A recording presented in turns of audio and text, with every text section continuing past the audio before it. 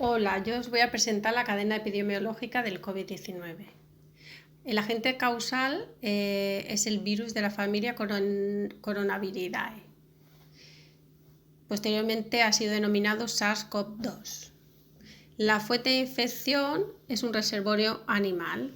Se barajan varias posibilidades, entre ellas el murciélago, el pangolín, serpiente o el humano. El mecanismo de transmisión puede ser de manera directa o indirecta, por secreciones respiratorias de las personas que están infectadas, al toser o al estornudar, o con contacto directo con estas excreciones o con objetos contaminados por ellas. El huésped susceptible puede ser tanto un murciélago como el humano, serpientes. Y la puerta de entrada de este virus es por conjuntivas y aparatos respiratorios, o sea, por nariz, boca. El sistema inmune también juega un papel fundamental, ya que según el sistema inmune de cada persona puede tener una mayor probabilidad de ser infectado. O al infectarse puede tener distintos grados de gravedad. El sistema inmune en esto ayuda bastante. Están los indicadores epidemiológicos, que son la morbilidad, que es la cantidad de individuos enfermos en un espacio y un tiempo determinado, y las tasas de morbilidad más utilizadas son la prevalencia y la incidencia. La prevalencia es el número de personas con una determinada enfermedad que se divide entre el total de la población en un tiempo determinado. La incidencia se calcula también con el número de individuos nuevos que desarrollan la enfermedad, se divide entre el total de individuos de una población en un periodo de tiempo. La mortalidad es el número de fallecimientos en 1000 individuos en un periodo y zona determinada. Y la letalidad hace referencia al número de fallecidos en 100 individuos diagnosticados por la misma enfermedad en el mismo periodo y en la misma zona.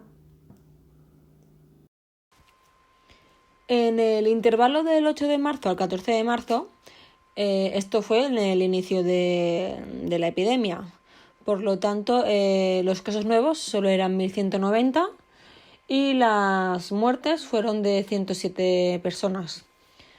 He hecho los cálculos, por ejemplo, en la prevalencia he dividido el número de casos nuevos por el total de personas que había en Cataluña y lo he multiplicado por 100. Me ha dado el 0,0158%.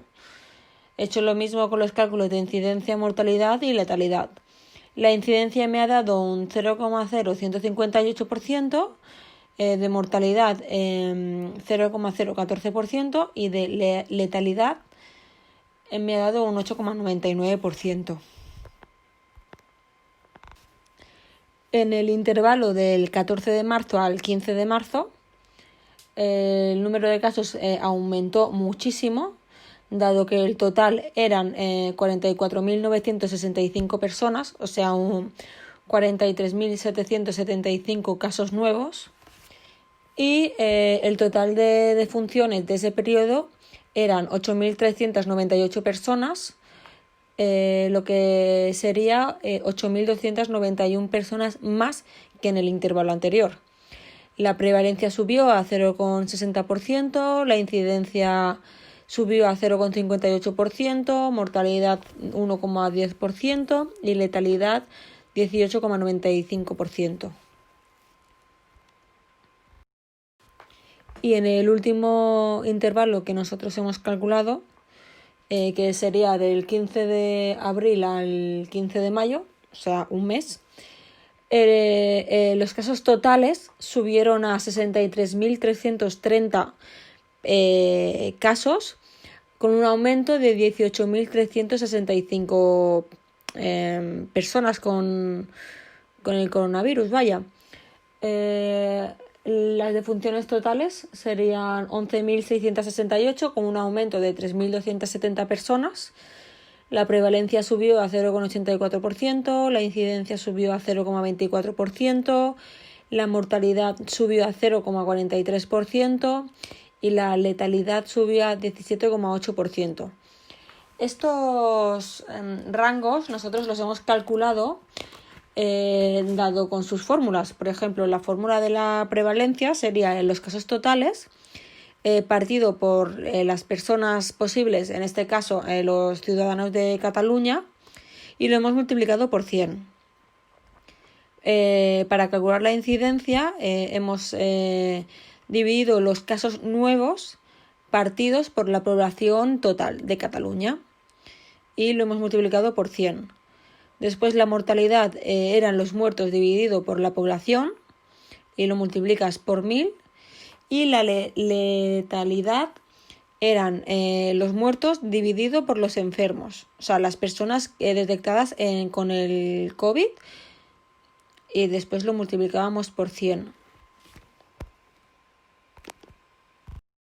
Valoración de la evolución de la enfermedad. A nivel de letalidad tenemos una enfermedad con una letalidad del 20% en casi todos los periodos, a excepción del primero, que es del 8,9%.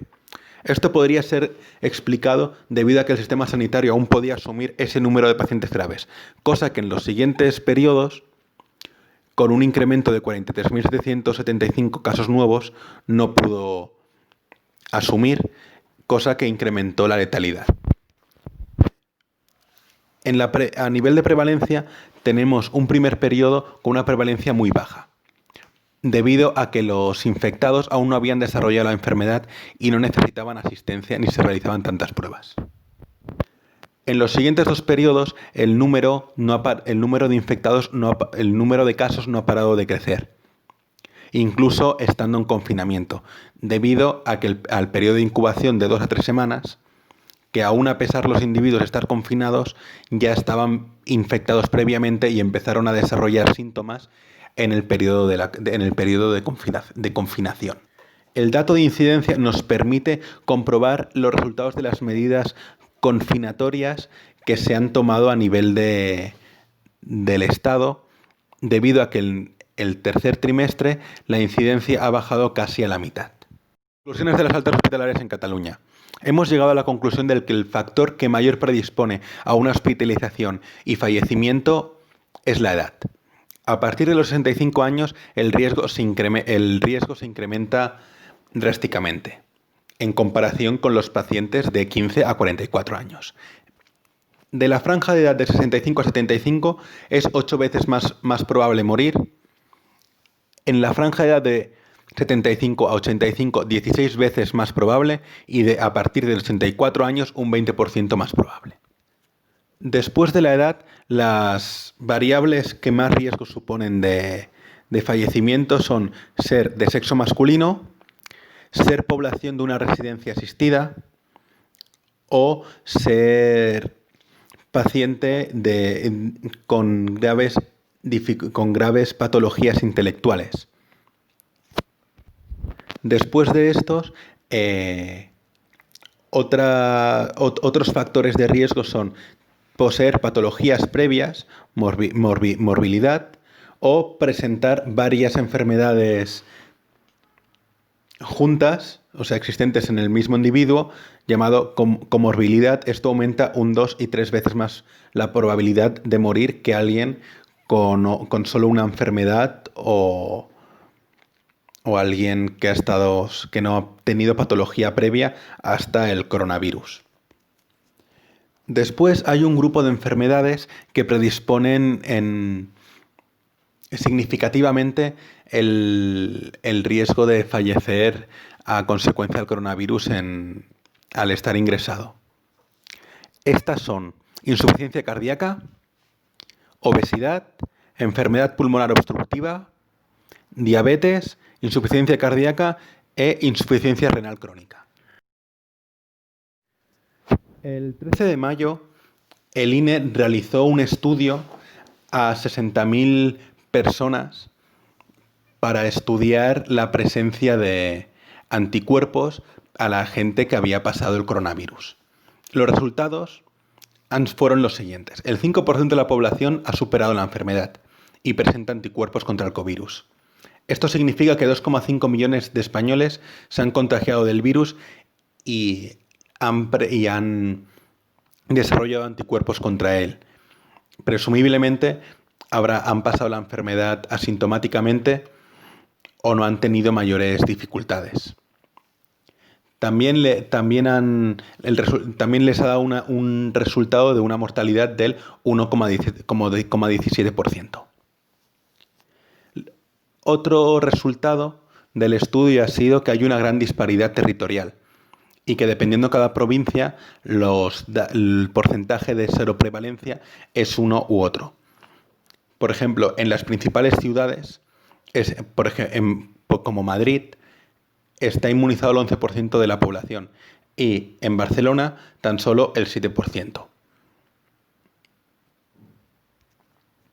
La principal conclusión a la que se ha llegado es que no se ha llegado a la inmunidad de grupo para la cual se necesita que el 60% de la población presente anticuerpos, inmunidad contra el patógeno a identificar.